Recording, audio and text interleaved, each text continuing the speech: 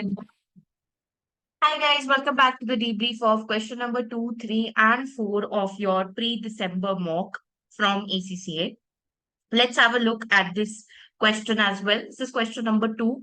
So the requirements of the question are stating that using Exhibit 1 and in accordance with IFRS, explain how the accounting treatment of the land and associated costs in the owner's financial statements for the year ended 31st December should be recorded. Okay. And then we are supposed to tell them about the ethical issues which are arising in this scenario for 8 marks. Now, you all know that there are professional marks available for the part B. So what I'm going to do is the first A part, I'm going to actually, answer it on the basis of some bullet points. And the B part can be answered on the basis of paragraph. Now let's come on to the exhibit number 1. So let's read the exhibit out, what's actually happening in this particular question. Very small question it is. So Jack is one of the team of ACCA members in financial reporting department at Devonald. She is involved in preparing the company's financial statements for the year ended 31st December. Ready for the arrival of the external audit team, she has recently joined the company after several years working outside the accountancy profession and is currently in a probationary period. So basically, she has worked outside the accountancy profession and she's currently in probation period. So she's a newly qualified kind of an accountant. And that means she does not have the prerequisite knowledge, training, and experience, but she's responsible for the company's financial statements. There might be some lack of competence in this case. Then, so we can just put this up in a word processor that I sense some lack of professional uh, competence and due care. So you can reflect on that. Then what we have is that, okay, the finance director, who's also an ACCA member, asked to review accounting entries relating to purchase of land. He told her that financial reporting team was short-staffed when the entries were made, so he asked the student accountant to make them. So now, when you're talking about something which is who is a student accountant, and you're asking them to make some entries, so that means you're not using incorrect use of human resources, or you can say there is a lack of optimum allocation of work. So you can write either of these points, that you're not correctly optimizing your resources and you're giving the work of a huge importance to someone who's still a student. However, the finance director was at a supplier hospitality event and was unable to supervise the student accountant. Plus, in this whole work, there is no supervision. So that is something which amounts to lack of supervision and direction in the whole financial statement preparation. Now, the student accountant has subsequently left Devonald and no one has reviewed the entries. So there was no review, there was no, supervision on the work of the student accountant. So we will say lack of supervision. So that means there might be more errors in the financial statements. And that is something, all in all, I've identified 3 to 4 points, which can be written as ethical issues. Now, the student accountant has subsequently left and no one reviewed the entries. Now, they will not purchase the land on 1st May. The land had previously used for query for slate. Used to query for slate. The Devonald acquired the land, including the query, for a use as a landfill site. So it's like you wanted to use this land as a landfill site where you just fill some waste and you use it as landfill site. It part funded the purchase and subsequent expenditure on site using the pool of general borrowings. Now, somewhere they are talking about purchase of land. So I believe they're talking about IS 16. So we can refer to IS 16's accounting treatment, purchase of land. So you can talk about see, it is for 10 marks. So you have to pass time with the question. So you can talk about the, what PP is. You can give what is the initial treatment of PP. How do you record it? Okay, so you record it at cost plus whatever is the directly attributable cost plus present value of dismantling cost, and in that you add some irrecoverable taxes, right? So this is how you actually record it. And then you also add borrowing cost to it. So you can even mention that. Now, in this case, what they're saying is this is like financed through a, if I talk about it, subsequent treatment, usually IS 16 PP is depreciated, right? And then they've said that, there were some general borrowings. So this keyword of general borrowings we've heard in IS 23, we will say this site is taking some time for construction to let it become landfill site. So it might be qualified as a qualified asset, right? And then we might have to capitalize the borrowing cost. Then you can write about the rule of general borrowing. The rule of general borrowing is that you need to calculate weighted average cost of capital. You can explain what exactly weighted average cost of capital is from your IS 23 standards, right? So this is what we can do for our 5 points. Already we've got our 5 points. Then between May and September, Devonald incurred expenditure to line the quarry with clay and to prevent waste escaping into surrounding soil. So it has divided the quarry into 20 separate waste cells, each of which would be filled in turn with household waste. It is expected that each cell will take 1 year before it is full. Now, Devonal's operating license requires that waste cells may be capped once full, the land resource restored to grassland. So it's like you might have to, you're making, what is a waste cell? Cell means like you're digging the land and making a cell where you'll put the garbage. So it's like once, one cap is full, you are supposed to just cap it with the soil and make a grassland over it. Now, this must take place as soon as cell is no longer in use. The cost of capping each cell is 40,000. Now, see the waste cells that you are creating, that is going to take time between May and September. So, you are starting using the new landfill site on 1st October 2015. So, the construction and the capitalization of borrowing cost will happen until, you can say, the capitalization happens until the site is ready for use.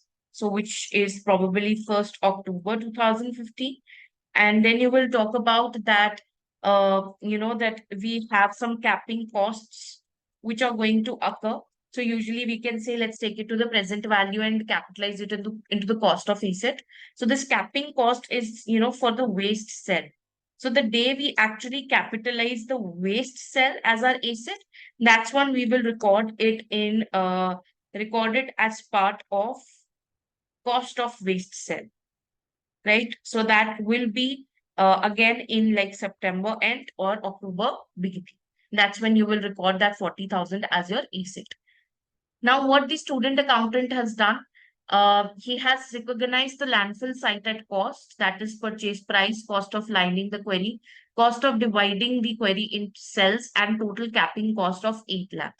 See, this is wrong. Cost of capping each cell is 40,000, okay? And you have 20 separate waste cells, and each of which would be filled in turn with household. So it is expected that each cell will take 1 year before it is full. See, what we have to do here is, just give me a moment. Okay, what we have to do here is, we can't say that this 40,000 will be added into the cost of asset on the initial date only. This capping cost will get added, as part of the cost of waste cell. And you are getting to complete this waste cell. Basically, you're completing this waste cell after like few months, that is in September. So that is one you should record it. So what we can say is that based on the time that we are taking to fill a waste cell, that is 1 year, one cell at the landfill site will be 25% of the capacity by the reporting date.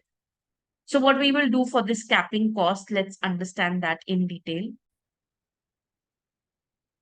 So basically what we will say is that when we said that present value of dismantling cost is basically provided for, and we also, capitalize it into the cost of the asset, with regards to that, we will say that the capping cost on the waste cell is to be capitalized, but it will be done just simply right here about capping cost, that the entity is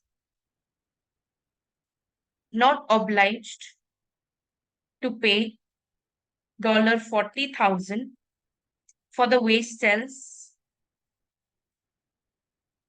on date of acquisition of the landfill site, and therefore it will be incorrect. It will be incorrect to include this cost in the initial cost. However, in September, or you can say in October,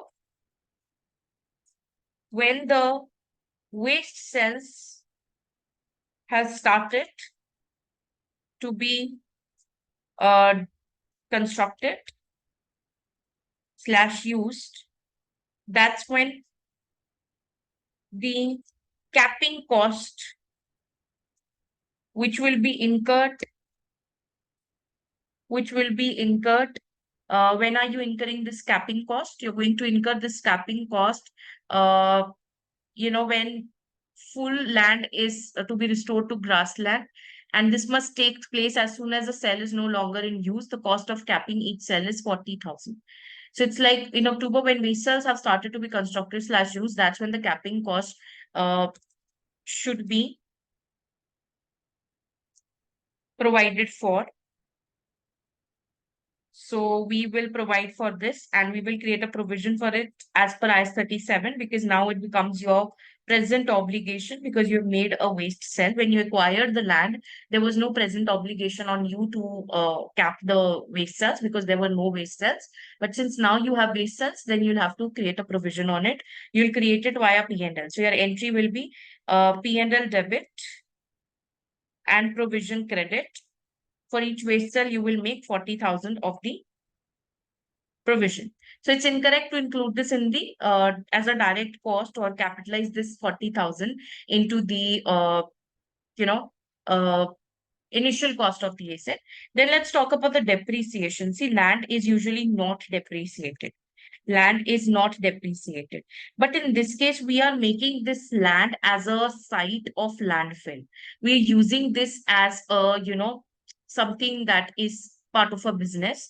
So it is like we have used this for certain purpose, that is a landfill site. So land is not depreciated, but on 1st October onwards, from 1st October onwards, the land is not merely land, but used as a landfill site, Therefore, there must be a depreciation charged. So what was the depreciation life of the asset? If you see, they said that the life of the asset was, okay, let's find it out. So they've written it as, we have 20 separate waste cells, each of which would be filled in turn of the household waste. And it is expected that each cell will take 1 year before it is full. So I can say the life of all the waste cells is 20 years.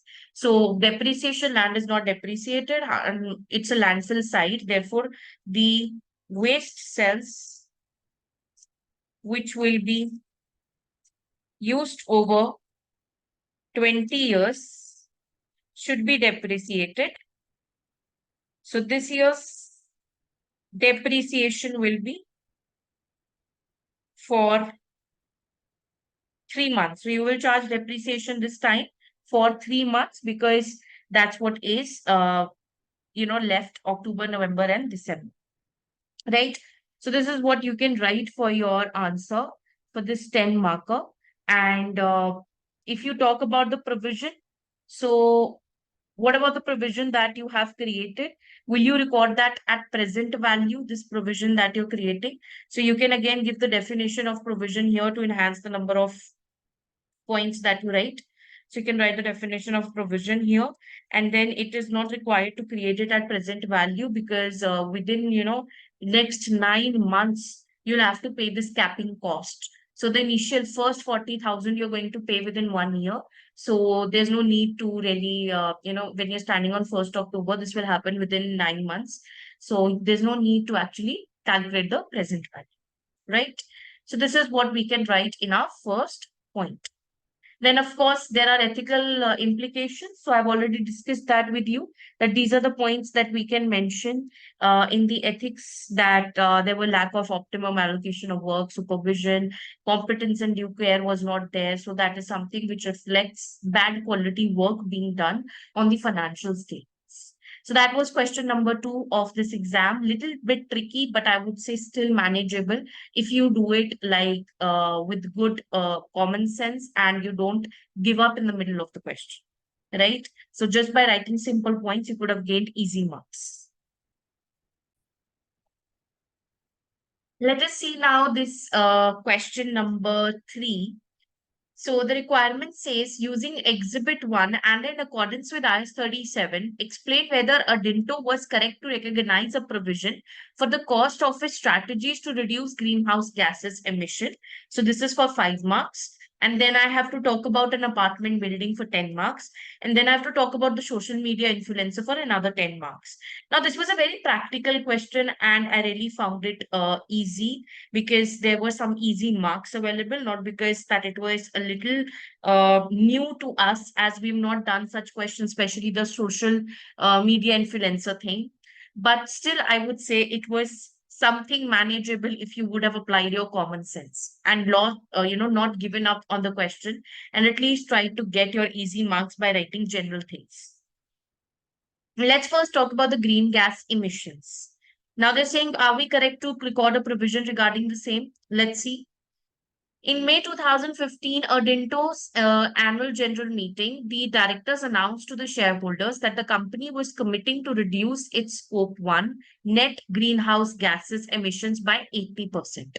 So it was like we were committing to reduce it Scope 1 greenhouse emission by 80%. That's something that we were planning on to by 31st December. So directors also announced 2 ways to achieve this. So we are committing to reduce the scope 1 greenhouse gas. Most greenhouse gas emissions on construction sites are related to burning of diesel fuel. So most of our emissions on construction sites are related to the burning of diesel fuel. Adinto will therefore invest in battery energy storage system for use on its construction site to reduce reliance on diesel fuel. So it's like we will start using battery to substitute the diesel fuel. Odinto intends to order several of these systems at a total cost of $10 million. So it's like we are intending to, order several of these systems at a total cost of 10 million. And the directors have stated that despite this investment, all construction projects are still expected to make a profit. Now, to the extent that the use of battery energy system does not reduce scope 1 emissions by 80% uh, to the current levels, Odinto will buy carbon credits to each of the 2016 and 2019 inclusive. It will buy these on the final day of the accounting period. In the draft financial position, Odinto has 10 million for this and 3.78 for this, has recorded a provision for 13.78 million associated with the strategy to reduce the greenhouse gas emission. Now, this might seem difficult to you, but it was a very simple question because they've just confused you with the terminology being used about the greenhouse gas and all. But this was related to IS 37, where you could have simply first given the definition of a provision, like how when is provision created when there's a present obligation due to a past event, which will lead to probable outflow of economic resources. And then you can talk about its accounting treatment that it goes via P&L, and then you can give some application based point. So you can say that we create a provision when the things are unavoidable. That's one point that you can mention.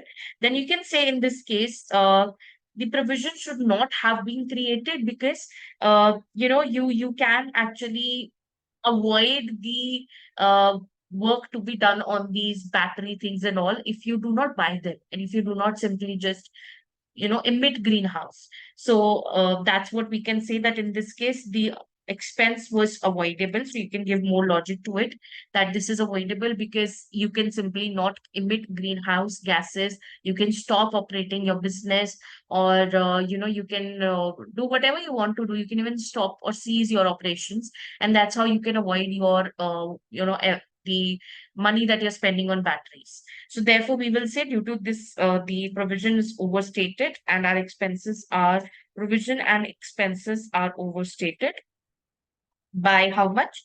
They're being overstated by 13.78 million, right? So this is what we are going to write in our first requirement.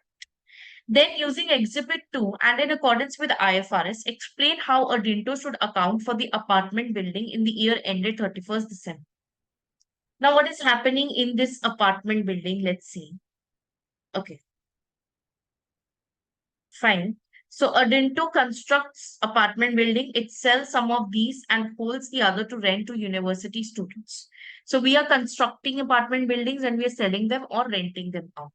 Now, Green Bank is an apartment building which has been rented to university students. So when you rent out something that is being held under IS 40, so the first thing you will say, you will give the definition of investment property as per IS 40, that it is something which is held for capital appreciation, and it is something that is held for earning rentals, right?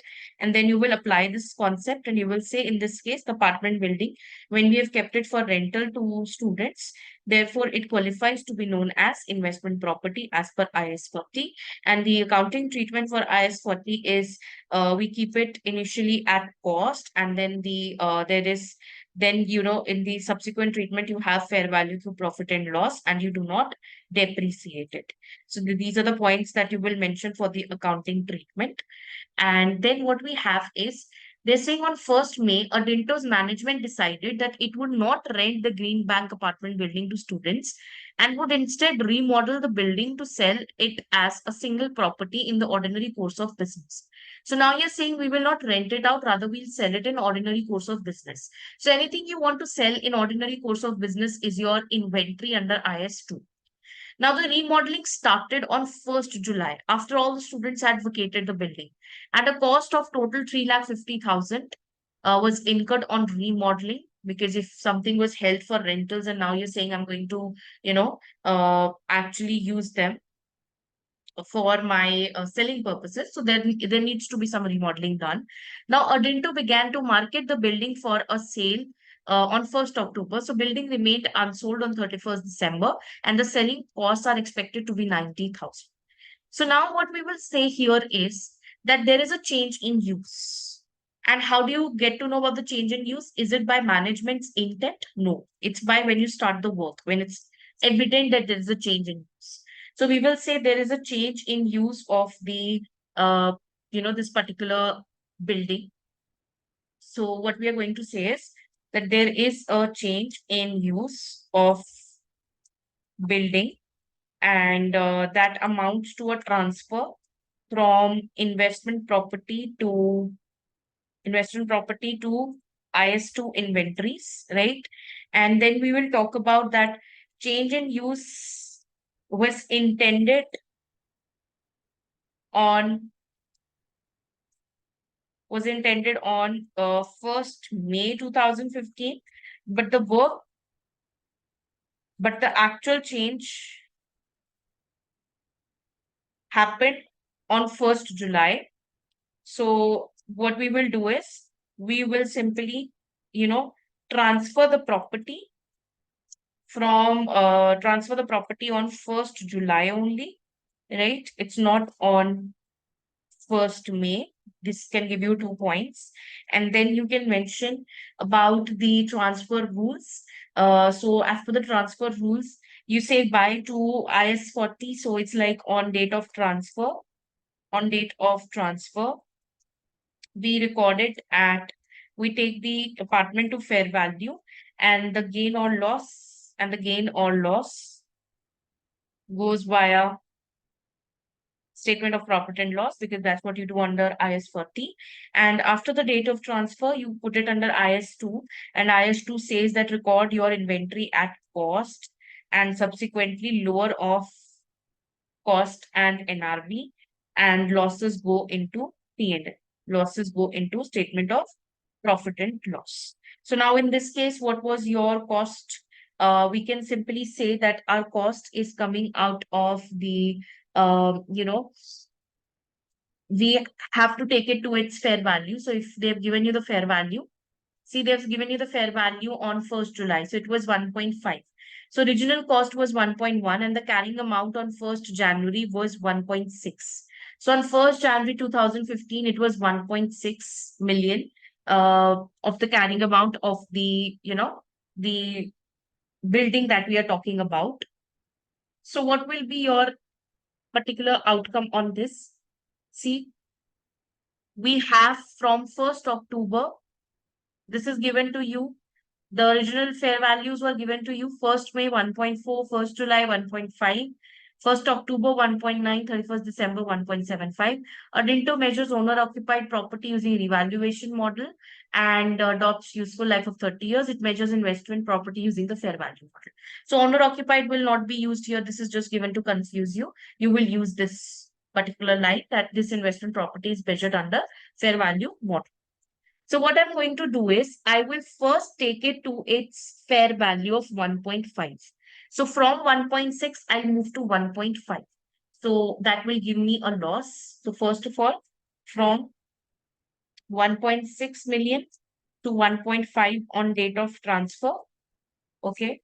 And this will give me a loss, and loss of 0.1 million will be going to statement of profit and loss, right? And then what we will state it, see, already I'm completing 10 points. So that question was so manageable. And then what I will have is that I will take it on date of transfer to 1.5 million. Afterwards, when I put it in IS2, I should add the cost of, inventory. So I should record it as per the costs which are associated to bring the inventory to its present condition. So for that, what will be my cost? It will be 1.5 million plus 3,50,000 remodeling cost. So that will be as per IS2 on 1st July 2015. The the inventory will be kept at 1.85 million. That means 1.5 plus 0.35. So this will be my cost. And then afterwards, at the reporting date, I'm supposed to keep it at lower of cost and NRV. So I'll keep it at lower of, what is the cost? The cost is 1.85.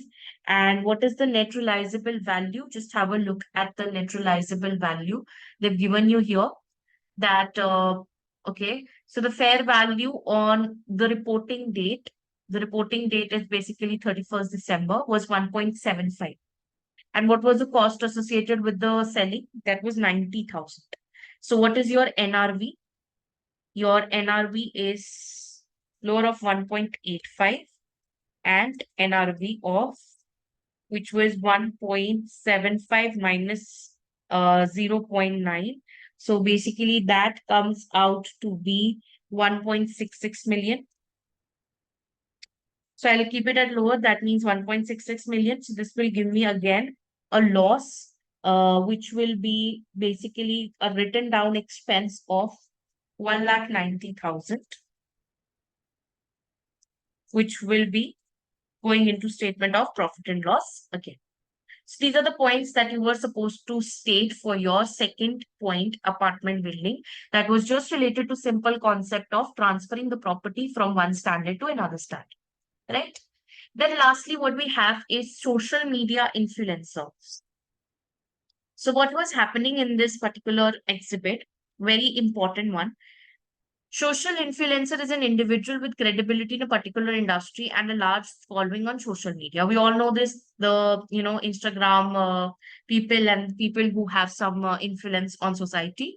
So on 1st November, Adinto engaged a social media influencer to build awareness of its brand and to promote new apartments in two buildings, River Park and Mood Palace, on social media platforms. So what we did was we engaged a social media influencer to promote our new apartments in two buildings, so which we wanted to sell.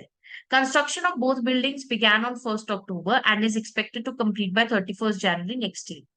Odinto intended to lease the 80 apartments in River Park to university students. So anything that you lease to students is investment property. And you're going to do it under 12-month operating lease contract. So you become the lessor under IFRS 16, right? It intended to sell the 60 apartments in Mood Palace to individual purchasers. So now this becomes your IS2 inventory, right? So you can just simply, first of all, identify the things.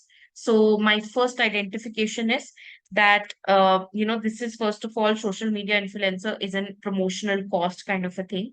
And what we are supposed to understand here is that there are the things that you will use for rentals that will come under IS 40, that property will come under IS 40, investment property. First of all, you need to identify that. Second, IFRS 16 will apply to you because you're doing lesser accounting. It's an operational lease. So lesser accounting will apply to you. Plus, you're incurring some kind of promotional cost because you have engaged a social media influencer. Then second thing is for the Moor, the Moor Palace place or whatever it is. For the Moor place, this is something that you're going to sell to end consumer in ordinary course of business. So when you sell something in ordinary course of business, then the standard of inventories, that is IS2, will be applicable. So that's the first 3 points that we have stated for the identification of the standards applicable. Now, the contract with the social media influencer had a term of 3 months. We were supposed to pay initial fixed fee of 1,80,000, 500 for each River Park apartment lease contract signed as a result of influencer's promotional activity. So if we get lease contract, means the ones we were giving on rent to students, university students. So for each rental agreement, we are going to, pay 500 to the social media influencer. So if you know about how the social media influencer these days, they are using these, coupon codes, that use this coupon code, get a discount. So basically they're getting a commission. More people buy through them, they get a commission on that. So it's a big business network out there. So basically, what is happening is that they're getting this 500 because they gave that lease contract to the company, and 1,200 for each deposit received on a Mood place as a result of influencers' promotional activity. Now, guys, we will say that first of all, let's apply the rental and the investment property thing.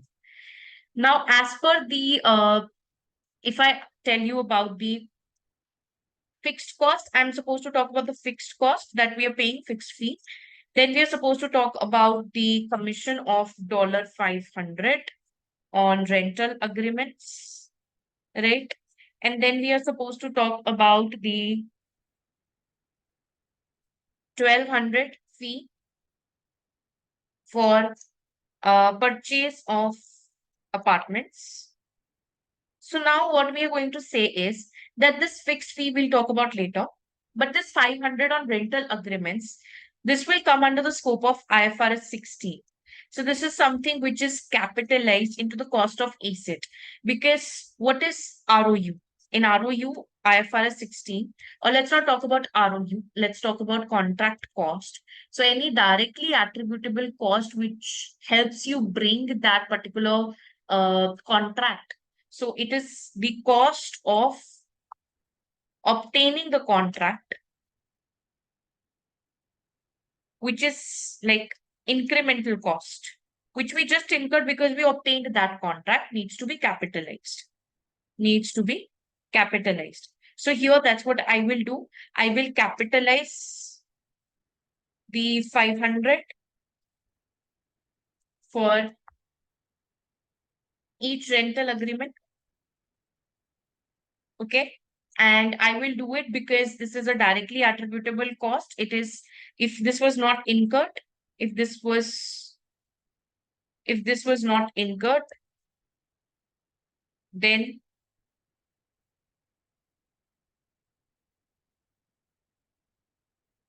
just a minute.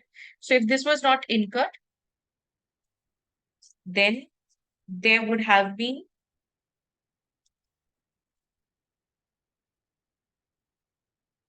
there would have been no rental leases agreement signed, right?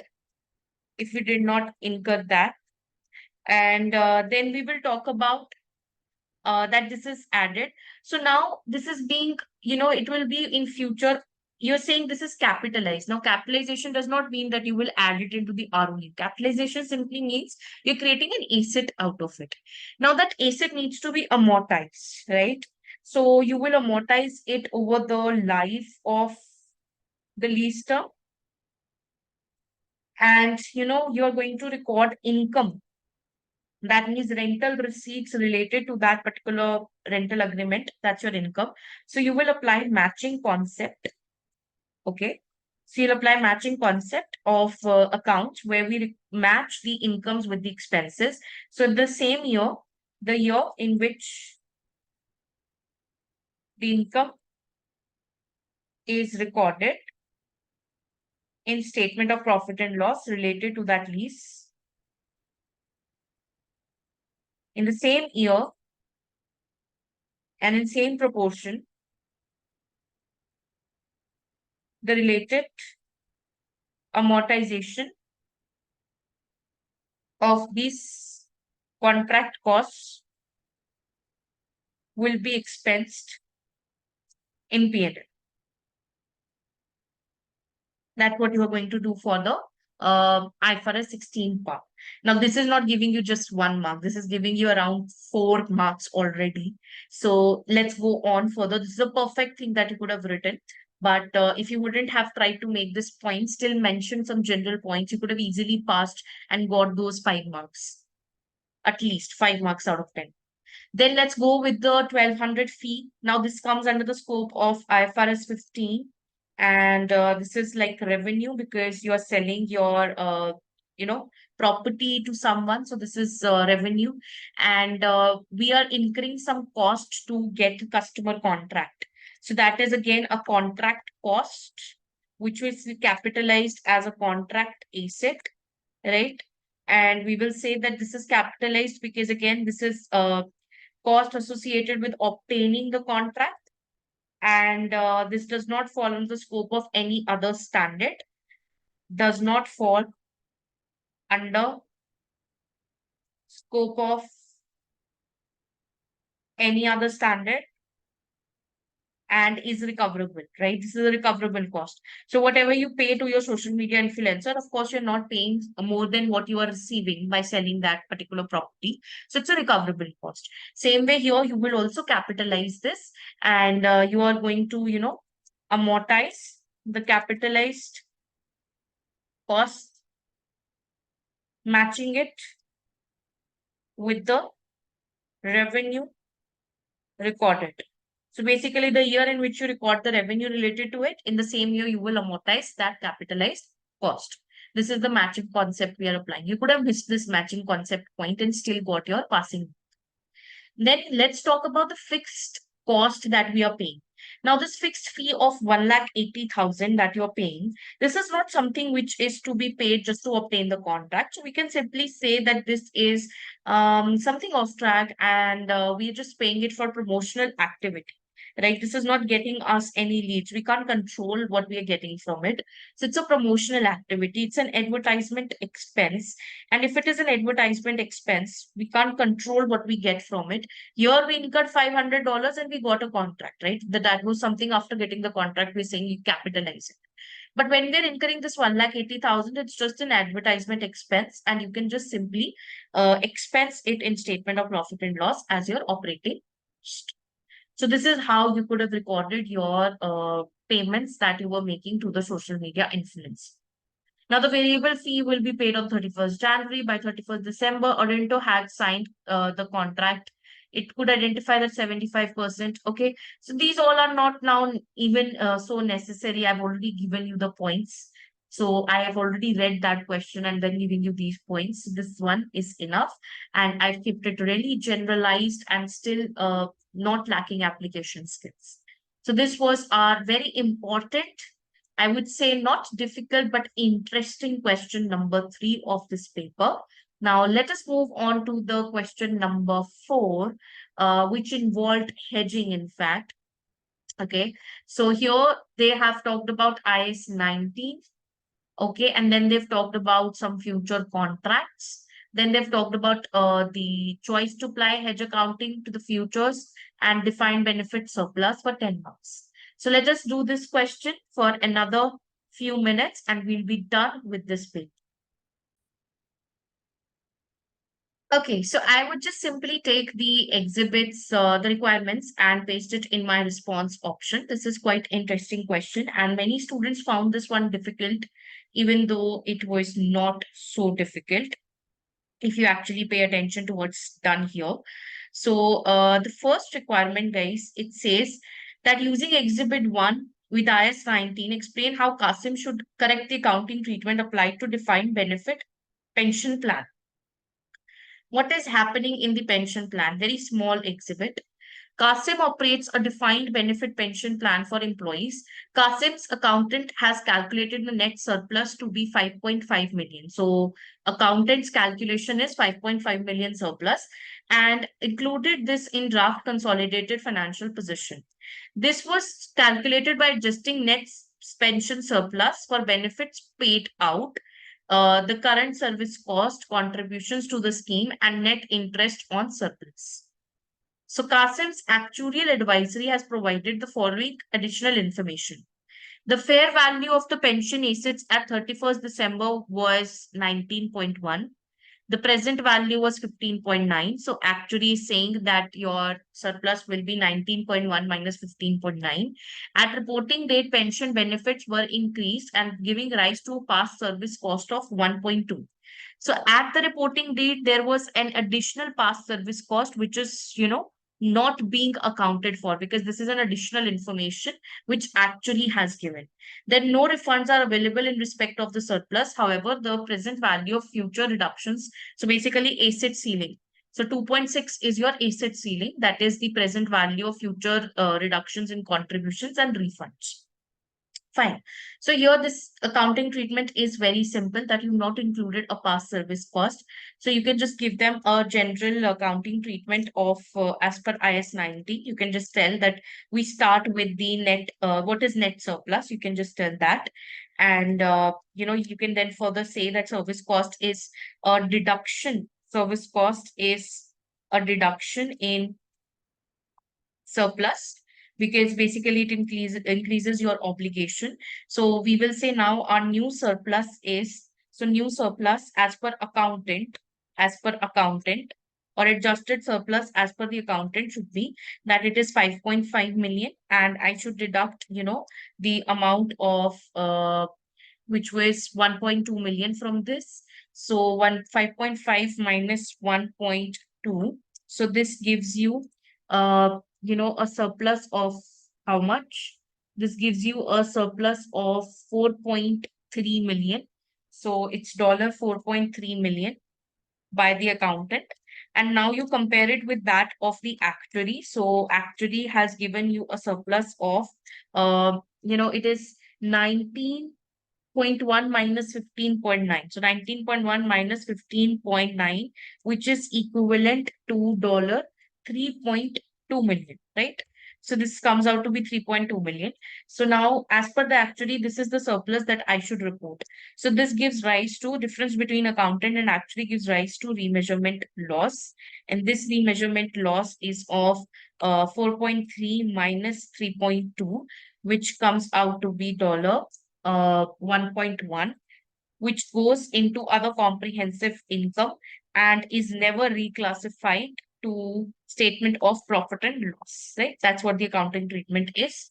And then further, they're saying that, okay, after this, there's still something which is asset ceiling. So asset ceiling means it is the present value of future refunds, okay, and reduced future contribution, right? So this is being, your asset is being sealed at $2.6 million. So we already have a asset surplus of, we've recorded a surplus of 3.2. So I need to bring it down to 2.6. So that is an extra loss, extra remeasurement loss, which again goes via other comprehensive income, is equal to 3.2 minus 2.6, which is how much? It comes out to be dollar. Uh, okay, this comes out to be 0.6. 0.6 million is the asset ceiling adjustment that we are going to make. So we have 7 points, 11 points for a 5-marker question, and it was very easily manageable question. Now comes that in accordance with IFRS, explain with calculations how should you account for the inventory of coffee beans and futures contract. So what is happening in this inventory of coffee beans and future contract? So as well as operating coffee beans, Kasim roasts and packages coffee beans and sells them under its own brand through supermarkets. So coffee beans are basically our inventory. So we can first of all identify it that in the second requirement, coffee bean is our inventory. So first point is that coffee bean is our inventory as per IS2. So what next are they saying? They're saying that on 1st December, Kasim bought 1 million kilograms of coffee beans for 4.54 per kilogram. So you bought $4.54 worth of inventory. So that's your initial cost. So you first record your inventory at cost. So you can just give the definition of coffee bean, something you sell in normal course of business. That's your inventory. So that amounts you for 1 mark. And then you can talk about its accounting treatment. The accounting treatment says that initially it is recorded at cost of purchasing or cost of, buying the inventory. So here it is 1 kilogram into $4.54. So that is $4.54 is my initial cost of the inventory. And then what they're saying is that, okay, to hedge the risk of decrease in the value of coffee beans, it simultaneously hedge the risk. So basically, you're hedging here. So you're hedging against the fair value of the coffee beans. So you simultaneously entered into a future contract to deliver 1 million kilograms of coffee beans on 31st March for 4.95 kilograms. So you've entered into a future contract. So what is a future contract, first of all? Future contract is something which is known as a derivative. So you can give the definition of derivative. This is basically which meets the three criteria that it values dependent on underlying item. It will be settled at a future date. It has zero or very less initial value. So it's a derivative.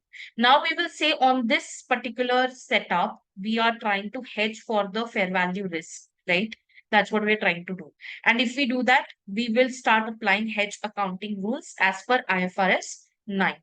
Now here, we first need to identify what is the hedged item and what is the hedging instrument.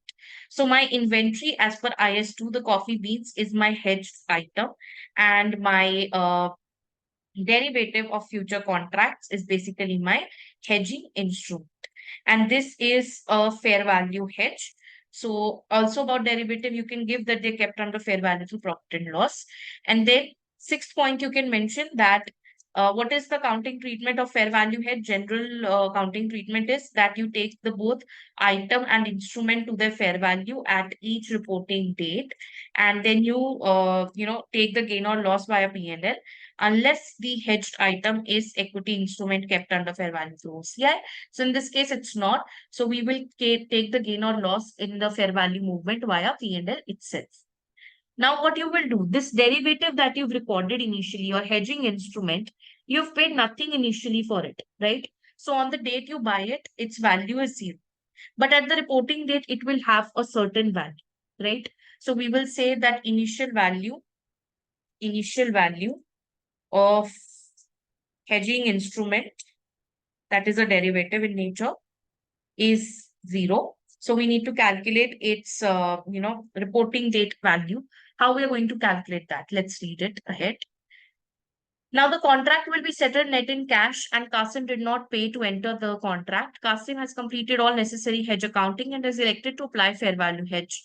Then at 31st December, that is the reporting date, Kasim still holds all the coffee beans. On this date, the market price of coffee beans was 4.9 and the price available in future contract to deliver coffee beans was 5.17. So 5.17 per kilogram. Okay. That is your, that is basically your you can say the fair value of the derivative. So how can you calculate the fair value of the derivative here uh, for the future contract, and what is the fair value of your the coffee bean? So if we talk about 1 million coffee beans, I would say that it was for 4.54 million, right?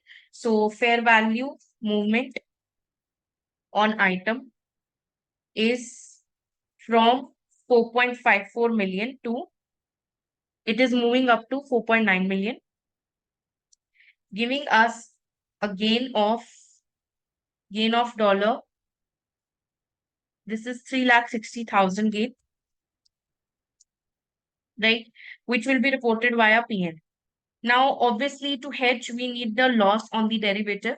So how are we going to calculate? See, the initial of cost of the derivative is zero, right? And because there was no fair value, or on the initial date, you didn't pay anything to actually get into that derivative. Then what will be the fair value, and how are you going to calculate the fair value of your derivative at 31st December? So at 31st December, if you just read the question again, they've said that to hedge the risk of decrease, it simultaneously enters into a future contract to deliver 1 million of coffee beans on 31st March for 4.95. So basically what you're supposed to do is, in future, you are supposed to, you know, sell coffee beans for 4.95. So that is your contract price. Within this derivative, it's your cost. Please understand. In this future contract, what is your content of the future contract? The content is that you're saying, I will, deliver. That means the contract price that I have is for 1 million or 1 million kilograms of coffee beans, I will receive 4.95. So that's my first aspect of future contract price. So contract price will be taken into account for the calculation of the fair value. So we will say 1 million into 4.95 if I work in thousands in this regard. So this is going to be 4,950. Okay, so 4,950 or 4.95 only. And then another aspect of the fair value is the future price. Now, even the futures, the derivative has a price. So what is the price of this future? It is 5.17. So either, bean was, and the price available in a future contract to deliver coffee beans was 5.17. So now the next aspect of the fair value is the future price, which is going to be obtained by the reporting date. So this is 1 million into 5.17. So futures fair value, futures price is 1 into 5.17. So this turns out to be 5.17. So your total fair value of the future is turning out to be 2.2 million. Okay. Or you can say it is basically, how much is this? Fine. See, how are you going to calculate it? You will take the reduction. So how are we going to calculate the fair value here? Okay. See, what we are going to do is that the contract price, please understand this again. The contract price is 4.95 million.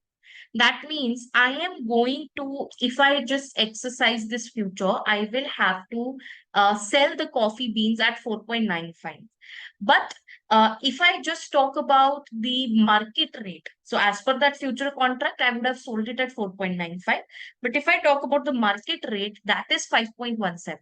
So as per this future contract, you will be selling something at a lower amount. So that fair value or that loss that you're going to make, what is going to be your loss? Your loss will be 5.17 minus 4.95. That is 2.2 million. So this loss, or you can say not 2.2, this comes out to be 0.22 million. So this is the loss that you're going to report to the statement of profit and loss with regards to this derivative, because this derivative is loss making, it will be treated as a financial liability. And the reason you can give that, what is the reason of this loss? The reason of this loss is that we are going to get, you know, uh, we will have to sell the coffee beans at a lower price of 4.95 under this contract as opposed to the market price that would have been received of 5.17, right? So that's why there's a loss of 0.22. So in your net statement of profit and loss, you're reporting a loss with the derivative of 0.22 million, and you're reporting a gain with regards to your coffee beans inventory. So that gain that you were reporting was 0.36. So you have a net gain situation in your statement of profit and loss because of this hedging. So that's a great thing to do because you finally hedged the risk of fair value, right? So this is what the accounting treatment was. Now the second part of this was 5 marks each. Using Exhibit 1 and 2 and with reference to conceptual framework, discuss whether providing useful information for recognition of benefit surplus as an asset in statement of financial position. So is it like beneficial for the investors to know what is defined benefit surplus, and choice to apply hedge accounting for future contract and coffee beans. So you need 5 marks each. And there were professional marks allocated here. So it was better that you've written in paragraphs. So you could have started with the definition of conceptual framework.